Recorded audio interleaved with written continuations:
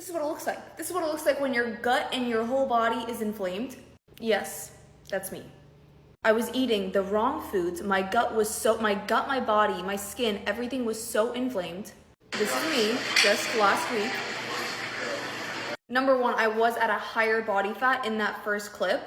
I was 20 pounds heavier, but I was so uncomfortable and I was eating the wrong kinds of food. I was eating healthy, as in super high protein, and eating the wrong kinds of foods, and I felt so big and inflamed. I did go through a bodybuilding competition. I was through a prep, so that is why I did lose a lot of body fat and a lot of weight. I was only eating whole foods and anything that was on plan, but it made me realize just how much when I was eating the wrong kinds of foods, how it showed on my body and on my skin. Yes, of course, me being in a bodybuilding prep, which me being in a caloric deficit, comes to show like this is how I look like now. I was in a horrible eating pattern. I was working out, doing cardio, eating like healthy, high protein, and I looked like that first clip.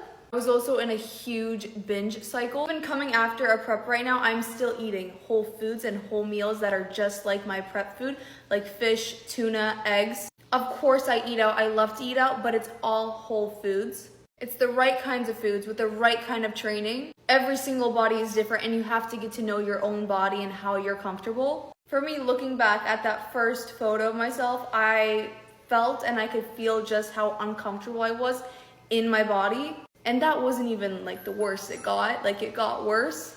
It's just to show just how important your eating patterns are, your training is. Just because it works for somebody else, just because it's something you think is healthy, doesn't mean it's good. Get to know your body, get to know what works for your body. It's truly a whole journey, a whole learning process, but stay consistent, stay patient, and get to know what works for your body.